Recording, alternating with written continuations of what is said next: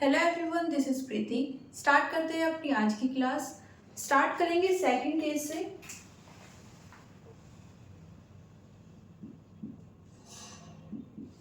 First case क्या था हमारे पास कि जब जो चार्ज पार्टिकल है वो एंटर करता है कहाँ पर, मैग्नेटिक फील्ड के अंदर, तो वो कितने एंगल पर एंटर कर रहा था, 90 पर।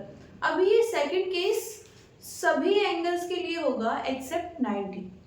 ओके, वो हमेशा ये यहाँ पर जो रिजल्टेंट पाथ आएगा, पार्टिकल हमेशा ये पाथ फॉर्म करेगा अगर वो 90 से अलग किसी एंगल से एंटर करता है, किसमें, मैग्नेटिक फील्ड में। और ना सिर्फ एंटर कर रहा है, मोशन भी कर रहा है। ओके, 30, 50, 70, 98, 100 कोई भी एंगल है। ओके, अगर वो इस एंगल के साथ मैग्नेटिक फील्ड में एंटर कर रहा है और मूव कर रहा है, तो वो हमेशा जो आज हमें मिलने वाला है हेलिकल पाथ वो फॉर्म करेगा। ओके,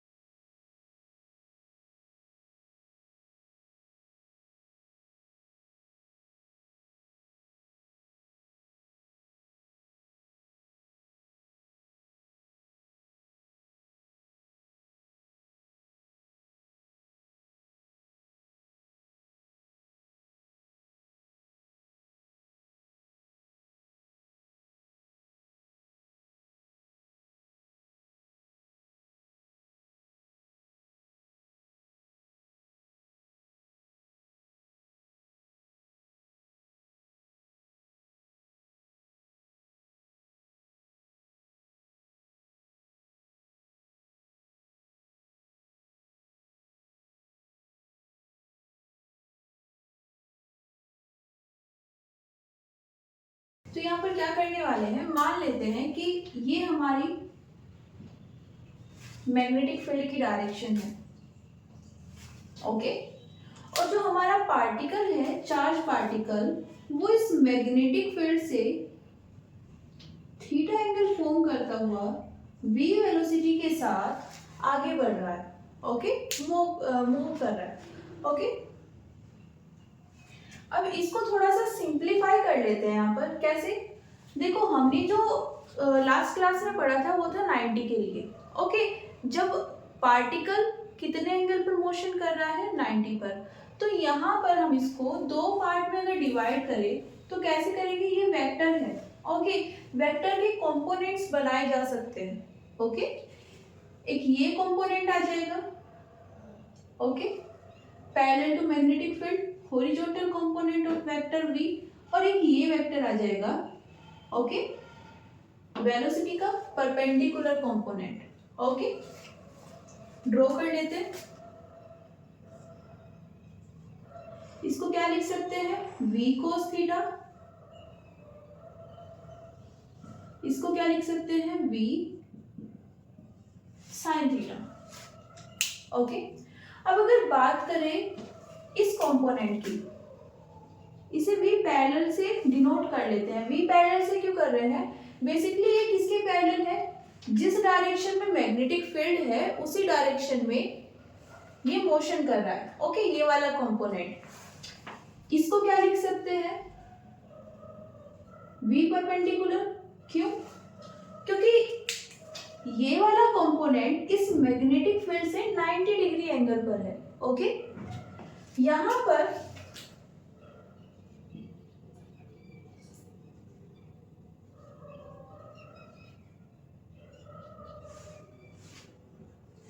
इस कंपोनेंट पर जो फोर्स वर्क करेगा वो कितना आएगा,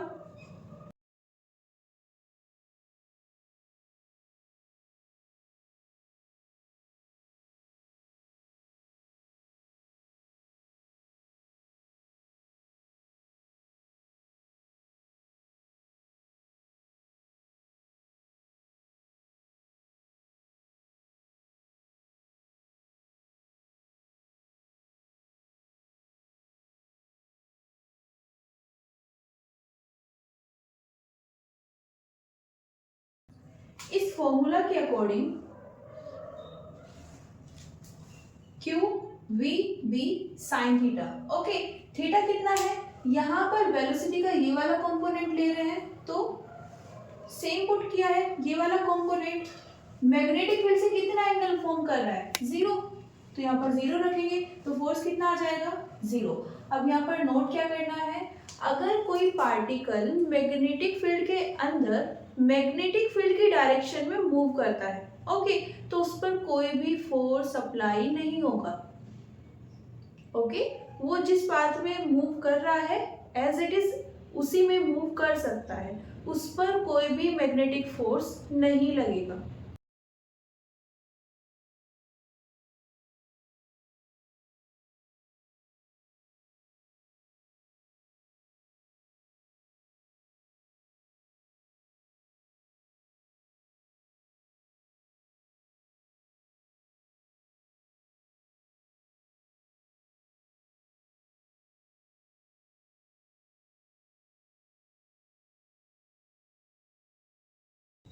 दूसरा किसके लिए देख सकते हैं हम, वी परपेंडिकुलर।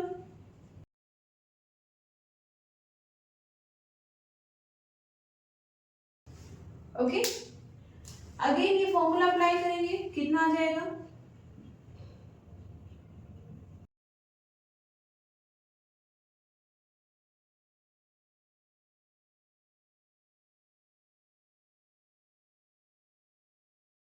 ये हमारे पास यहाँ से नॉन जीरो वैल्यू आ गई है।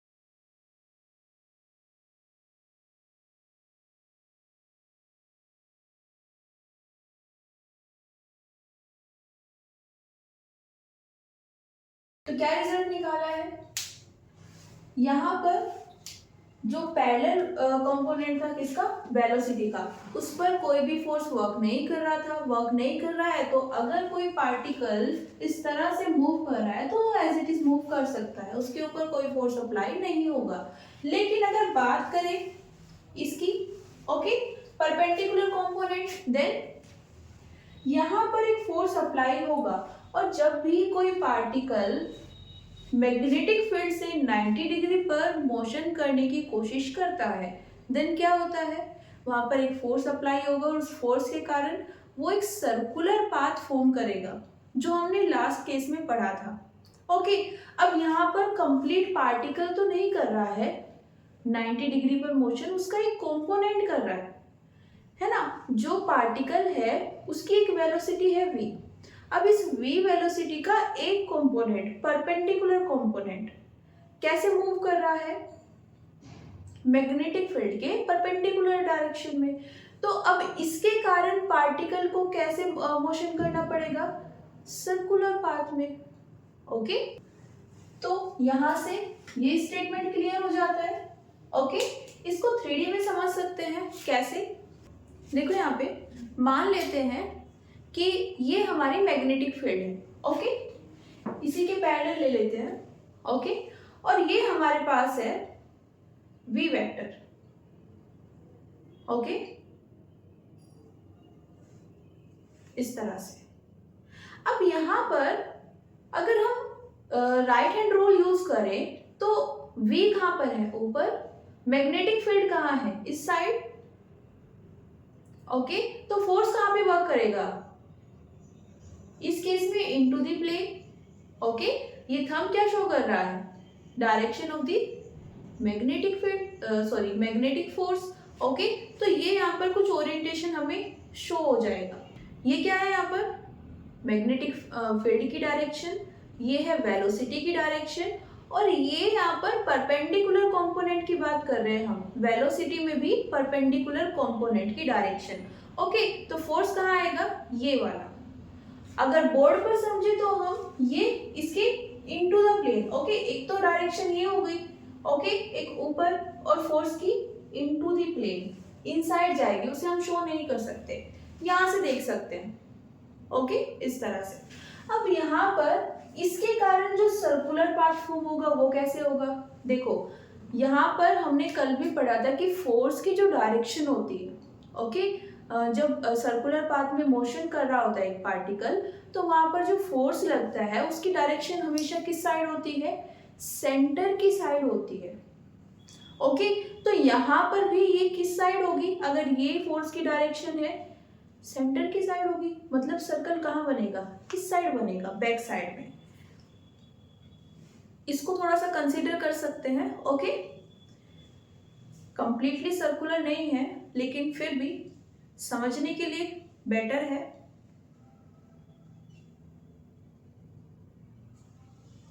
देखो कुछ इस तरह से। ओके, ये यहां पर क्या है, direction of velocity component, perpendicular component. Okay, और ये क्या है यहाँ पर, मैग्नेटिक फील्ड। ओके, और यहाँ पर सर्कुलर पाथ ये फॉर्म हो जाएगा इसके बैक साइड में, यहाँ पर ये वेलोसिटी वेक्टर है।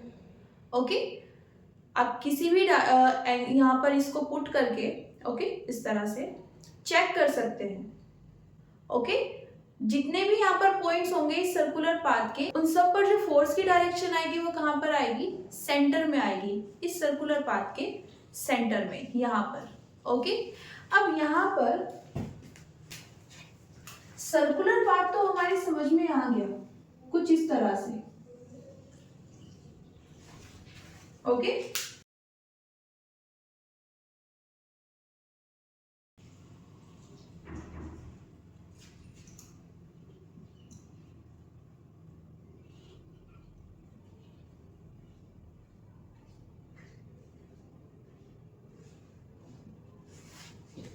और फोर्स कहां पर होगा, इनटू द प्लेन। ओके, अब यहाँ पर दूसरा कंपोनेंट भी तो एग्जिस्ट करता है ना, पैरेलल वाला कंपोनेंट। ओके, इस पैरेलल कंपोनेंट के कारण यहाँ पर ये पार्टिकल पूरा सर्कल नहीं फॉर्म कर पाएगा। ये क्या ट्राई करता है, सर्कुलर फॉर्म में मोशन करने की, ये क्या कर रहा है, अब इस पर तो कोई फोर्स नहीं लग रहा है ना, ये सीधा मोशन करेगा स्ट्रेट लाइन में, है ना, along the magnetic field. Okay, तो यहाँ पर क्या होगा, जब इन दोनों का कॉम्बिनेशन होगा, बिकॉज हम एट द एंड बात किसकी कर रहे हैं, वेलोसिटी की। ओके, ये कैसा है, पैरेलल कंपोनेंट, ये क्या है, परपेंडिकुलर, तो जो पार्टिकल फाइनली मूव करेगा वो किसके अकॉर्डिंग करेगा, रिजल्टेंट वेलोसिटी। तो यहाँ पर जो हमें रिजल्ट देखने को मिलता है वो ये नहीं होगा।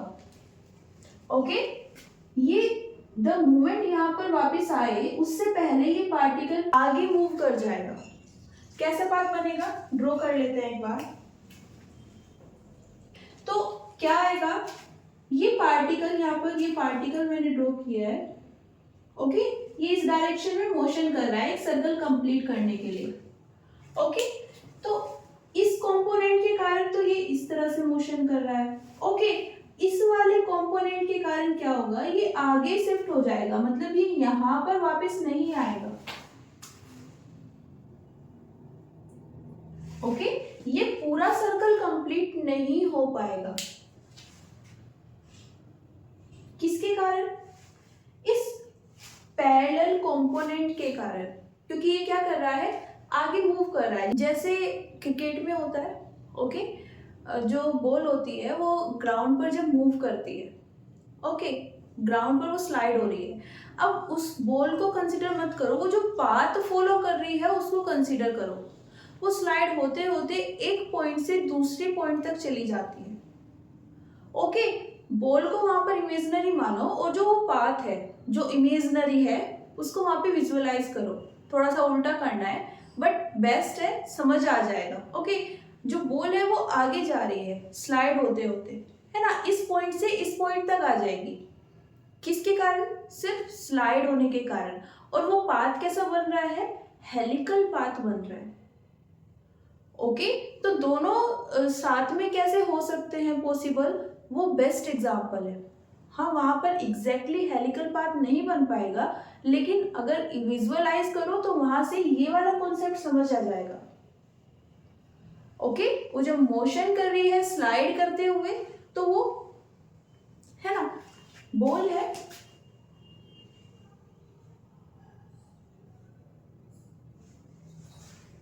इसके बाद दूसरी स्टेट में आती है, तीसरी स्टेट। ओके, तो इस पाथ को कंसीडर करना है।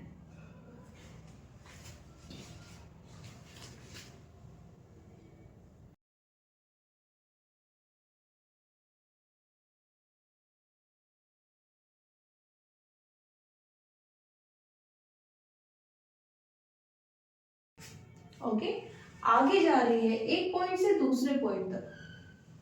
किसके कारण? क्योंकि यहाँ पर दो कंपोनेंट है, एक अलोंग द मैग्नेटिक फील्ड और एक perpendicular to the magnetic field. तो ये हमारे पास क्या आ जाएगा? हेलिकल पाथ आ जाएगा, जिसमें ये पार्टिकल मोशन करेगा। किसके कारण? थीटा एंगल के कारण। अब जैसे स्टार्टिंग में बोला था ये थीटा एंगल कुछ भी हो सकता है। अगर 90 है तो एग्जैक्ट हमें सर्कुलर पाथ मिल जाएगा। अगर 90 से अलग कोई भी एंगल आता है देन हमें क्या मिलेगा? Helical path. ओके, इसको नोट कर लीजिए।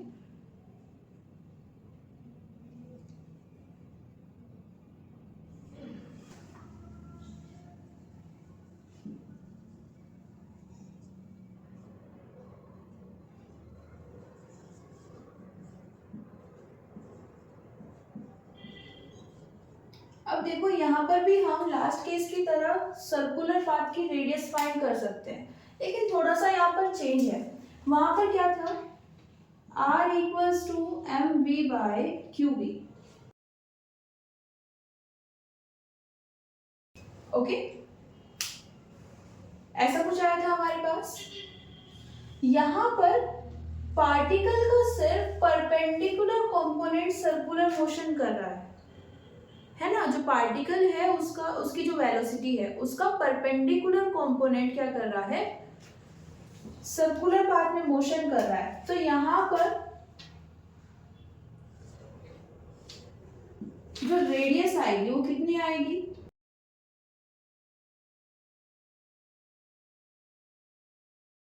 v परपेंडिकुलर को ही यहाँ पर मेंशन किया जाएगा। v परपेंडिकुलर की वैल्यू क्या है यहाँ पर?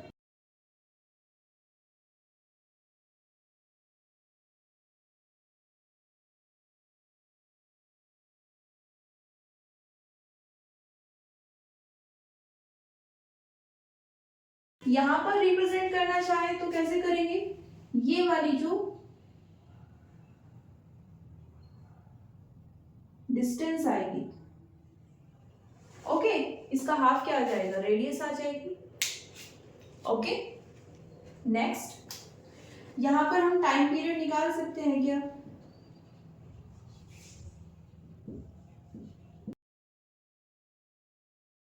क्या आया था वहां पे? 2 pi M by Q B. Okay, अब यहां पर भी क्या है? पार्टिकल है, उसका चार्ज कितना है? क्यू, मैग्नेटिक फील्ड कितनी है? बी, मास कितना है? एम, तो टाइम पीरियड सेम रहेगा। ओके, देखो यहाँ पे पूरा डेरिवेशन हमें नहीं करना है, उससे रिलेट करते हुए बस उन कंडीशंस को याद रखना है। ओके, अब याद रखना है तो बेटर होगा कि हम उन्हें रिलेट कर लें। ओके, यहाँ पर जब रिलेट करेंगे तो मेन फॉर्मूला ये है। ओके, इसमें क्या ले लिया, v परपेंडिकुलर कंपोनेंट, क्योंकि सिर्फ परपेंडिकुलर कंपोनेंट जो है वेलोसिटी का, उसके कारण यहाँ पर सर्कुलर मोशन हो रहा है, तो जो रेडियस आएगी वो भी सिर्फ उसी वेलोसिटी कंपोनेंट पर डिपेंड करेगी। टाइम पीरियड, अब टाइम पीरियड में तो कोई वेलोसिटी कंपोनेंट आता ही नहीं है, कोई वेलोसिटी नहीं आती है तो कंपोनेंट भी नहीं आएगा। ओके, तो यहाँ पर ये एज इट इज रहेगा।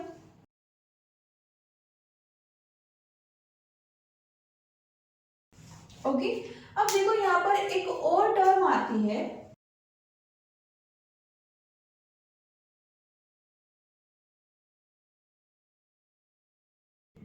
ये बेसिकली डिस्प्लेसमेंट की तरह ही होती है ना। इसको यहाँ पर रिप्रेजेंट करते हैं स्मॉल p से।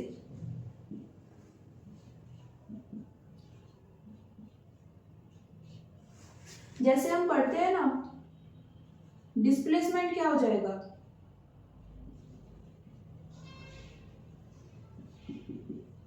Velocity into time. तो यहाँ पर टाइम क्या है, टाइम पीरियड। ओके, डिस्प्लेसमेंट को हमने क्या क्या बोलते हैं यहाँ पर, पिच।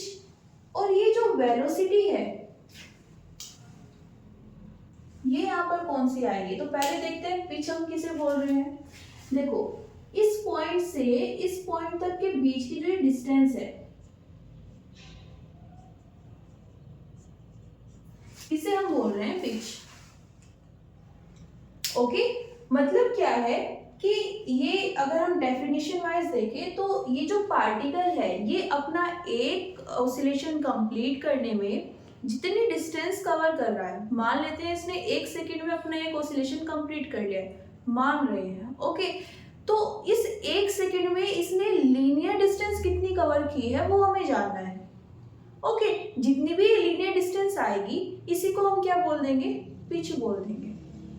ओके, मान लेते हैं कि ये जो पार्टिकल है ये सर्कुलर मोशन कर रहा है, ये अपना एक सर्कुलर पाथ कंप्लीट करने में मान लेते हैं 1 सेकंड ले रहा है। ओके, अब इस 1 सेकंड में इसने सर्कुलर पाथ तो कंप्लीट किया, साथ में लीनियर डिस्टेंस भी कवर की है।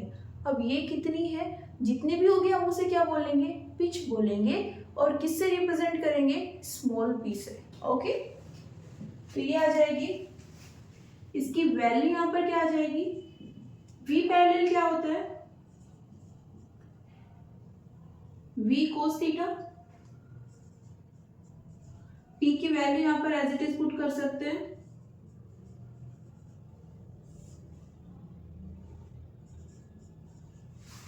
ओके। यहाँ पर पैरेलल क्यों लिया है, क्योंकि देखो ये वाली जो डिस्टेंस है ना, ये किसकी वजह से कवर कर रहा है पार्टिकल, अपने पैरेलल कंपोनेंट की वजह से। ओके, तो यहाँ पर जो सर्कुलर मोशन हो रहा है वो किसकी वजह से हो रहा है, वेलोसिटी के परपेंडिकुलर कंपोनेंट। और जो लीनियर मोशन हो रहा है वो किसकी वजह से, वेलोसिटी के पैरेलल कंपोनेंट के कारण। ओके, तो यहाँ से हमारे पास आ जाएगा फॉर्मूला ऑफ पिच।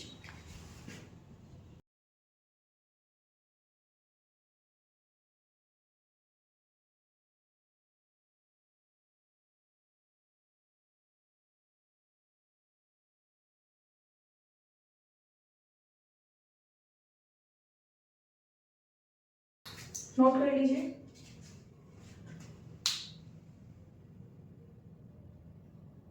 अब देखिए जरा, पहले यहाँ पर हमने अभी तक जो इस चैप्टर में पढ़ा है, ओके, हमने मैग्नेटिक फील्ड के बारे में जाना है, रिलेशन के बारे में जाना है कि करंट और मैग्नेटिक फील्ड के बीच में क्या रिलेशन होती है। ओके, नेक्स्ट हमने देखा कि हमारे पास फोर्स भी एग्जिस्ट करता है जिसे हम क्या बोल रहे हैं यहाँ पर, मैग्नेटिक फोर्स। ओके, अब यहाँ पर जो हमने लास्ट 2 केसेस किए हैं, ध्यान देना, यहाँ पर हमने कंसिडर किया है कि हमारे पास एक मैग्नेटिक फील्ड है। ओके, तो हम यहाँ पर किसी स्पेसिफिक मैग्नेटिक फील्ड की बात नहीं कर रहे हैं कि ये करंट से आई है, किसी वायर के कारण प्रोड्यूस हुई है, या फिर यहाँ पर कोई मैग्नेट रखी थी। हमने यहाँ पर एक एक्सटर्नल मैग्नेटिक सोर्स यूज किया है। बेसिकली हमें यहाँ पर मैग्नेटिक फील्ड मिल गई, हमारा काम खत्म हो गया। हमें अब यहाँ पर ये चीज़ मैटर नहीं करती कि वो मैग्नेट से आई है या फिर किसी वायर में फ्लो हो रही करंट के कारण आई है। ओके, तो ये दोनों केसेस जनरल थे। कहीं पर भी हमें अगर मैग्नेटिक फील्ड मिल जाएगी वहां पर मैग्नेटिक फोर्स एग्जिस्ट करेगा। ओके, और अगर कोई पार्टिकल वहां पे मूव कर रहा है देन वो किस एंगल पर कर रहा है उसके अकॉर्डिंग वहां पे एक पाथ बन जाएगा। दो तरह के पाथ बन सकते हैं, 90 डिग्री का एंगल है देन हमेशा सर्कुलर पाथ, उससे लोग कोई भी एंगल आ जाए वहां पे कैसा पाथ बनेगा, हेलिक्स बनेगा। ओके, नेक्स्ट, कभी कभी हमें लग सकता है कि हम काफी ज्यादा आउटडेटेड सिलेबस को पढ़ रहे हैं। ओके, तो अभी आपके इंफॉर्मेशन के लिए मैं बता दूं कि ये बिल्कुल भी आउटडेटेड नहीं है। थोड़ा सा प्रॉब्लम क्या हो जाता है कि ये यहाँ पर बेसिक कॉन्सेप्ट है। ओके, फंडामेंटल्स, किसी को भी अगर फिजिक्स जाननी है, फिजिक्स को समझना है तो उसे ये कॉन्सेप्ट पता होने चाहिए। तो इसलिए ये नई टेक्नोलॉजी आती जा रही है बट वो पहली को रिप्लेस नहीं कर सकते हैं। अभी जैसे देखो, अभी हमने ये चीज़ें पढ़ी, हो सकता है आपको काफ़ी ज़्यादा बोरिंग लग रही है। ओके, अपनी आज की टेक्नोलॉजी में आ जाते हैं। नाम सुना है एमआरआई का, हॉस्पिटल्स में यूज़ होती है। हमें अगर आज के टाइम में अपनी फुल बॉडी का चेकअप कराना है, ये जानना है कि हमारी बॉडी के किस ऑर्गन में क्या प्रॉब्लम है, तो हम प्रिफर करते हैं एमआरआई।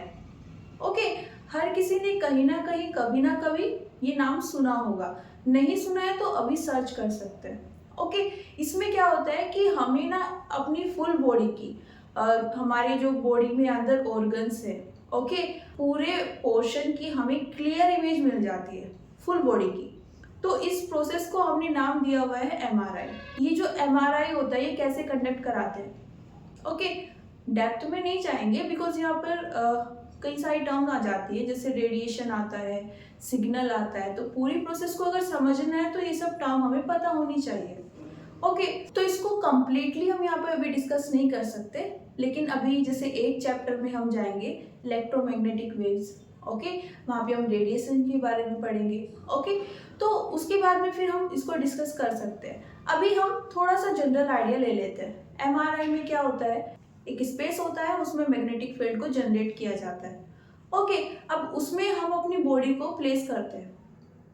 ओके, जिसे भी यहाँ पे एमआरआई कराना है उसको वहां पर उस मैग्नेटिक फील्ड के अंदर रखा जाता है। ओके, अब यहाँ पर मैग्नेटिक फील्ड आ गई। ओके, डजेंट मैटर कि वो मैग्नेट की वजह से आई है या फिर करंट की वजह से, मैटर क्या करता है, अगर यहाँ पर कोई चार्ज पार्टिकल है हमारी बॉडी में और वो मूव कर रहा है देन वहां पर क्या अप्लाई होगा, मैग्नेटिक फोर्स। और हमारी बॉडी में वाटर होता है। ओके, वाटर में कौन सा एलिमेंट होता है, हाइड्रोजन, मतलब हाइड्रोजन न्यूक्लियाई हमारे पास है और वो मूव भी कर रहे हैं, है ना, थ्रू आउट द बॉडी। अब जब वो उस मैग्नेटिक फील्ड के अंदर जाते हैं तो मूव तो वो भी करेंगे, लेकिन अभी क्या हो जाएगा, जिसे चार्ज पार्टिकल मैग्नेटिक फील्ड में मूव करते हैं तो वो क्या एक्सपीरियंस करेंगे, मैग्नेटिक फोर्स।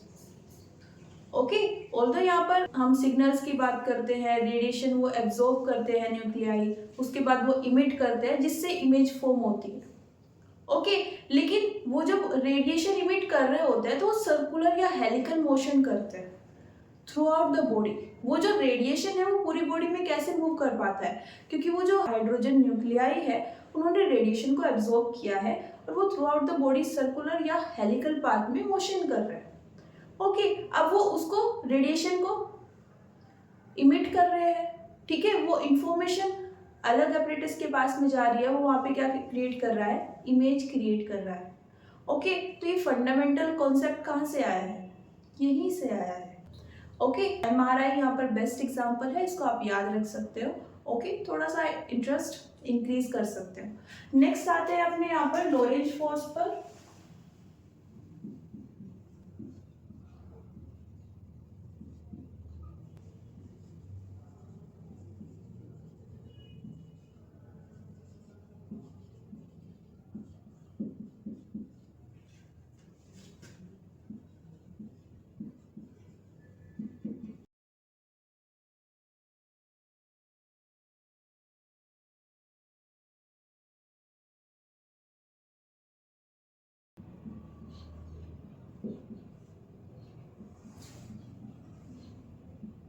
क्या होता है हमारे पास, ये लोरेंज फोर्स देखो अगर हमारे पास कोई एक ऐसा स्पेस हमने जनरेट कर लिया है कि वहाँ पे इलेक्ट्रिक फील्ड भी है और मैग्नेटिक फील्ड भी है ना, हम सेम स्पेस की बात कर रहे हैं, सेम टाइम पे कर रहे हैं, वहाँ पर हमने जो इलेक्ट्रिक फील्ड है उसको भी वहाँ पे प्रोड्यूस कर दिया है और वहाँ पर मैग्नेटिक फील्ड भी अवेलेबल है। उस केस में अगर कोई चार्ज पार्टिकल मूव कर रहा है, ओके,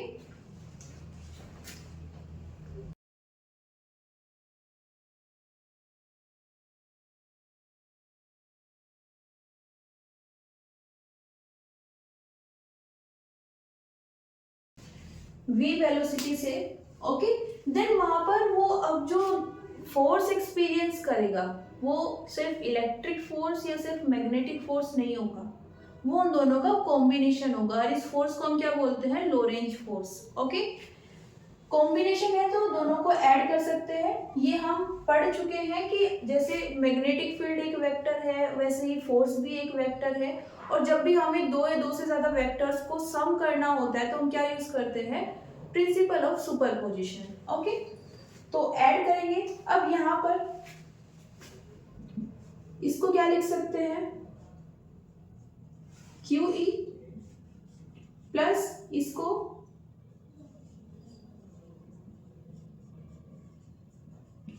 ये हमने फर्स्ट चैप्टर में पढ़ा था और ये इसी चैप्टर में पढ़ा है।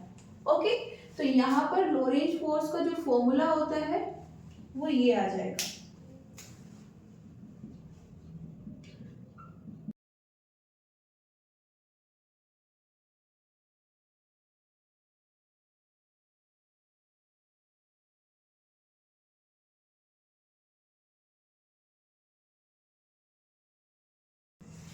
ये होता है हमारे पास लोरेंज फोर्स।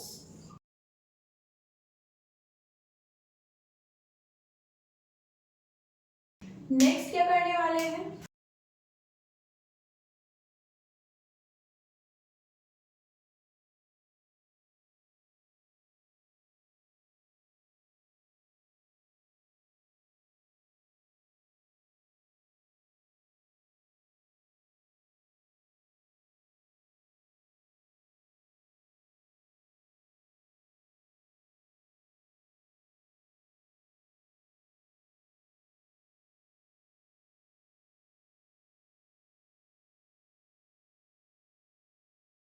मैग्नेटिक फोर्स हम अभी किसके लिए निकाल चुके हैं कि हमारे पास एक सिंगल चार्ज है, ओके, वो मोशन कर रहा है किसी मैग्नेटिक फील्ड में, तो हम देख चुके हैं कि जो फोर्स होगा वो क्या होगा, QVB। ओके, अब यहाँ पर हम बात करना चाहते हैं कि अगर कहीं पर मैग्नेटिक फील्ड है और उसके अंदर करंट भी है, ओके, तो अगर कोई कंडक्टर किसी मैग्नेटिक फील्ड के अंदर रखा हुआ है और उस कंडक्टर से करंट फ्लो हो रही है, देखो बेसिकली क्या है, मान लेते हैं कि ये एक स्पेस है, यहाँ पर हमारे पास एक मैग्नेटिक फील्ड है, ओके, अब हमें नहीं पता है कि वो मैग्नेट की वजह से आई है या फिर किसी करंट की वजह से, बट ये है, ओके, इसको हम क्या बोल रहे हैं, एक्सटर्नल मैग्नेटिक फील्ड बोल देते हैं। अब अगर इस फील्ड के अंदर इस स्पेस में हम एक वायर प्लेस कर दें, ओके, थोड़ा सा थिक वायर ले लें,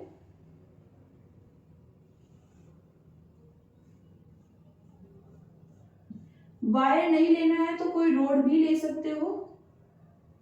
कंडीशन क्या है, कंडक्टिंग होनी चाहिए, क्योंकि हमें करंट का कॉन्सेप्ट पढ़ना है ना, करंट तो सिर्फ किससे फ्लो हो सकती है, कंडक्टर से। अब कंडक्टर में आप मेटल यूज कर रहे हो, सेमीकंडक्टर यूज कर रहे हो, वो अलग बात है ना, बट यहाँ पर होना क्या चाहिए, कंडक्टर होना चाहिए। मान लेते हैं रोड ले लेते हैं इसको, ओके, कंडक्टिंग रोड है। अब हमने बोला कि इसमें एक करंट फ्लो हो रही है, मान लेते हैं ये करंट की डायरेक्शन है, ओके, अब हमें क्या देखना है कि देखो करंट है, मतलब यहाँ पर बहुत सारे चार्जेस एक फिक्स डायरेक्शन में फ्लो कर रहे हैं, है ना। इस डायरेक्शन की बात करें तो पॉजिटिव चार्जेस, बहुत सारे पॉजिटिव चार्जेस इस डायरेक्शन में फ्लो कर रहे हैं, है ना। देखो थर्ड चैप्टर में हम पढ़ चुके हैं कि करंट की डायरेक्शन में पॉजिटिव चार्ज मूव करता है, उसके ऑपोजिट डायरेक्शन में इलेक्ट्रॉन्स मूव करते हैं, ओके, तो अगर इसके अलोंग देखोगे तो क्या लेना होगा, तो आपको पॉजिटिव चार्ज, ऑल्दो वहाँ पर एग्जिस्ट नहीं करते हैं पॉजिटिव चार्ज, इलेक्ट्रॉन ही फ्लो होता है जिसके कारण हमें करंट मिलती है, बट एक कन्वेंशन है जिसे हम फॉलो करते हैं। ओके, तो अगर इस डायरेक्शन में ही लेना है देन पॉजिटिव चार्ज। ओके, इतने सारे पॉजिटिव चार्ज मैग्नेटिक फील्ड में मोशन कर रहे हैं, देन फोर्स तो अप्लाई होगा ना। पहले सिर्फ एक पर था तो ये था, इतने सालों पर होगा तो कुछ चेंज आएगा क्या, वो देख लेते हैं। ओके, क्योंकि अगर नेक्स्ट टाइम हमें फिर कभी एक वायर में करंट फ्लो हो रही होगी या कहीं पर भी करंट होगी, तो वहां पर हमें फिर बार बार उस चीज को ऐड नहीं करना पड़ेगा, यहाँ से जो फॉर्मूला आएगा उसको हम यूज कर लेंगे। ओके, स्टार्ट करते हैं ये।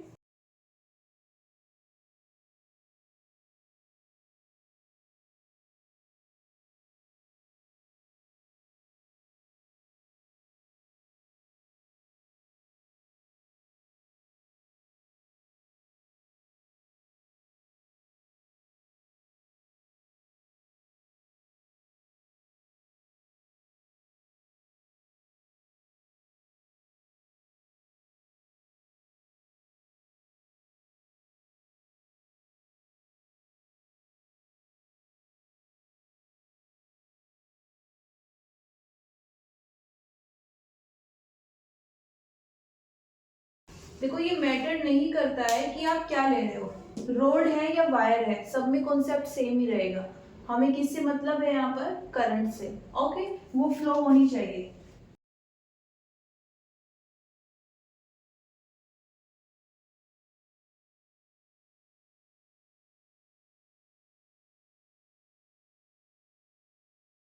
हमने यहाँ पर क्या लिया है, करंट है तो चार्ज कैरियर्स भी होंगे। अब हमने इसको स्पेसिफाई नहीं किया है कि यहाँ पे पॉजिटिव चार्ज है नेगेटिव। ओके, आप अपने अकॉर्डिंग जैसे भी आपको क्वेश्चन मिलता है उसमें जो भी आपको वहां पर दिया हुआ है आप उसको वहां पर ले सकते हो। ओके, पॉजिटिव दिया हुआ है तो पॉजिटिव, नेगेटिव चार्ज दिया हुआ है तो नेगेटिव। यहाँ पर हम जनरल केस ले रहे हैं, हमने सिर्फ क्या बोला है, चार्ज कैरियर है। ओके, अब वो पॉजिटिव चार्ज कैरियर्स भी हो सकते हैं और नेगेटिव भी। चार्ज कैरियर मतलब जो चार्ज को कैरी कर रहे हैं। ओके, उन पार्टिकल्स की बात हो रही है। ओके, इलेक्ट्रॉन प्रोटॉन पार्टिकल्स ही है ना ये भी, जिनके पास चार्ज होता है। ओके, फंडामेंटल पार्टिकल्स, तो उन पार्टिकल्स की बात हो रही है जो यहाँ पर चार्ज कैरी कर रहे हैं। अब वो पॉजिटिव चार्ज कैरियर्स भी हो सकते हैं और नेगेटिव भी। तो एक सिंगल कैरियर पर कितना फोर्स लगेगा,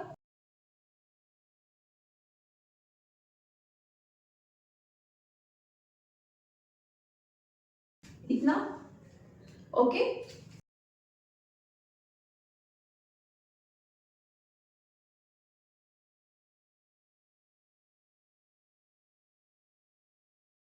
ओके, फर्दर क्या करना है, मान लेते हैं कि यहाँ पर टोटल कितने चार्ज कैरियर्स हो सकते हैं। ओके, जब हम बात करते हैं टोटल नंबर ऑफ पार्टिकल्स की, टोटल मास की, ओके, जब वो बहुत सारे होते हैं, ओके, तो हम प्रीफर करते हैं डेंसिटी को।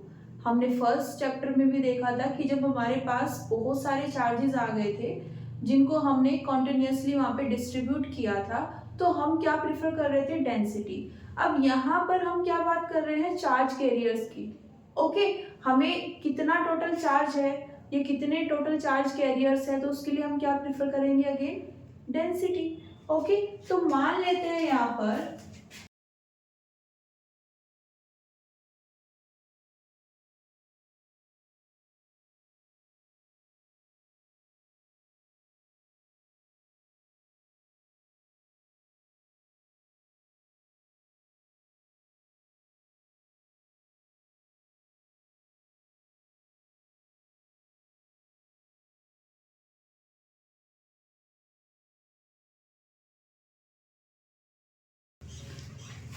एन क्या है यहाँ पर, number density of charge carriers. मतलब क्या है इसका, number density of charge carriers मतलब हम जिस भी रोड या वायर की बात कर रहे हैं उसके 1 यूनिट वॉल्यूम में ओके, 1 मीटर क्यूब ले सकते हो, 1 सेंटीमीटर क्यूब ले सकते हो। वो जो छोटा सा वॉल्यूम है उसमें कितने नंबर ऑफ चार्जेस है, ओके, उसको हम क्या बोल रहे हैं, नंबर डेंसिटी। कितनी है वो हमारे पास, n है।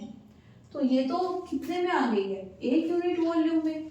हमारे पास तो प्रॉपर रोड है ना, उसका एक अपना वॉल्यूम होगा, है ना। तो उस पूरे वॉल्यूम में कितने आएंगे, फाइंड कर लेते हैं।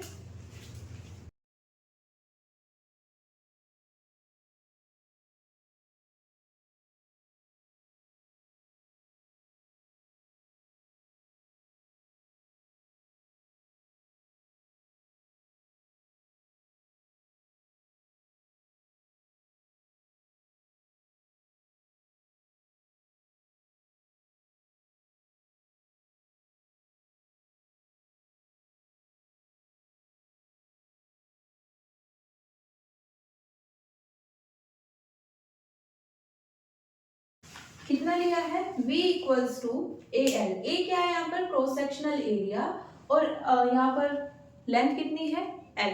देखो हम ज़्यादा डेप्थ में नहीं जा रहे हैं, जो हमारे पास रोड है या वायर है, ओके, उसमें वो किस शेप का है, ओके, तो उसके उतने डेप्थ में नहीं जा रहे हैं। अगर हम शेप को स्पेसिफाई करेंगे तो फिर हमें प्रॉपर वहाँ पे वॉल्यूम का फॉर्मूला स्पेसिफाई करना पड़ेगा, ओके। हमने इसको जनरल रखा है, आप किसी भी शेप का ले सकते हैं, बस वहाँ पर ये मेंशन कर दो कि इतनी लेंथ है और इतना एरिया है, तो उसका जनरल फॉर्मूला क्या हो जाएगा। वॉल्यूम के लिए हमें क्या यूनिट चाहिए होती है, मीटर क्यूब। ए से कितनी आ जाएगी, मीटर स्क्वायर, और एल से मीटर, तो आ गया मीटर क्यूब, ओके। कभी भी चेक करना हो कि हमने जो फॉर्मूला लिखा है वो करेक्ट है या नहीं, तो उसकी लेफ्ट और राइट दोनों साइड की यूनिट चेक कर सकते हो, ओके। तो यहाँ पर वॉल्यूम का क्या होना चाहिए यूनिट, मीटर क्यूब या फिर सेंटीमीटर क्यूब, है ना। तो लेफ्ट या राइट साइड में जो भी है उसका भी कितना आना चाहिए, मीटर क्यूब या फिर सेंटीमीटर क्यूब, ओके। तो हमने यहाँ पर एज्यूम कर लिया है हमारे पास जो रोड है उसका वॉल्यूम कितना है, V, और उसकी वैल्यू कितनी है, AL। यूनिट वॉल्यूम में नंबर कितने हैं, number of charge carriers L, तो V वॉल्यूम में कितने आएंगे,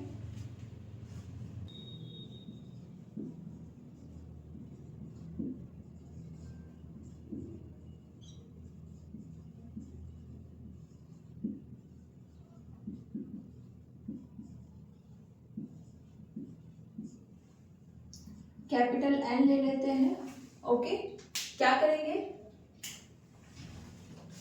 यूनिट वॉल्यूम में कितने थे, N, किससे मल्टीप्लाई करेंगे, V से। V की वैल्यू कितनी है, AL, तो N की कितनी वैल्यू आ जाएगी, NaL। वही है, 1 यूनिट वॉल्यूम में हमारे पास कितने हैं, N है, ओके। इतने वॉल्यूम में कितने आ जाएंगे, N इंटू AL। तो यहां से हमारे पास क्या गई है, ये total number of charge carriers तो आ चुके हैं, ओके। क्या चाहिए अब हमें, टोटल फोर्स कितना हो जाएगा,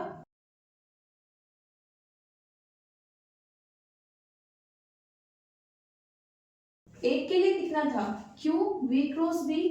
N के लिए कितना आ जाएगा, N की मल्टीप्लाई कर देंगे, N की वैल्यू पुट करेंगे तो कितना आएगा,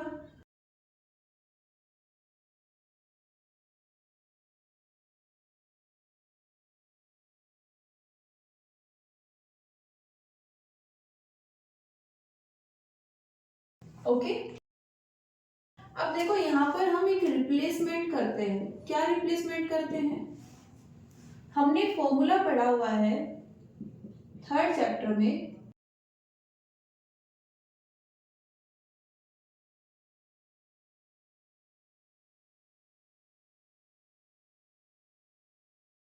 NeV, ओके। यहाँ पर E क्या है, चार्ज है, हमने यहाँ पर Q को क्या रख दिया था, E, तो इसलिए यहाँ पर E था। यहाँ पर अगेन क्या ले लेते हैं, Q ले लेते हैं, ओके, वीडी क्या थी? Drift velocity of charge particles. Electron था तो इलेक्ट्रॉन की ड्रिफ्ट वेलोसिटी कितनी थी, उसको हम किससे डिनोट कर रहे थे? वीडी से। तो यहाँ पर रिज्यूम कर लेते हैं कि वीडी किसके इक्वल है? वी के।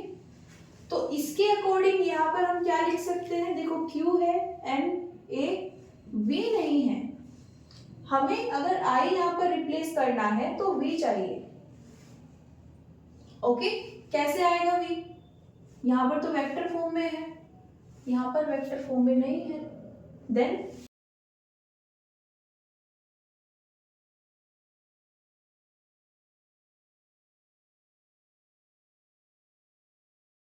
ये लिख सकते हैं,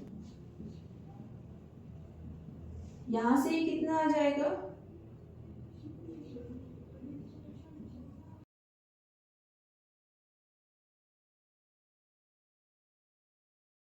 मैग्नीट्यूड फॉर्म में।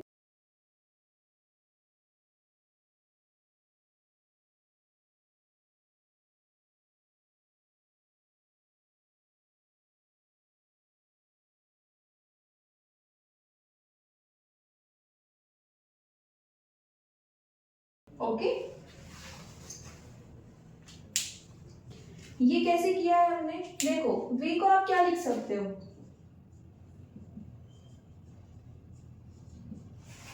ये लिख सकते हैं। ओके, यहाँ पर हमारे पास क्या है? L और ब्रैकेट में क्या है? V। इसको जरा ओपन करो।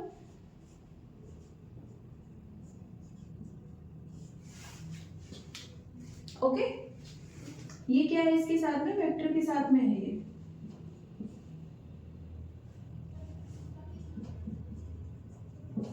अब देखो, आप जो वेक्टर है उसको रिप्लेस नहीं कर सकते, जो स्केलर है उसको तो कर सकते हो ना, बाहर लेके आ सकते हो, तो ले आओ। क्या लिख सकते हैं इसको? L/T।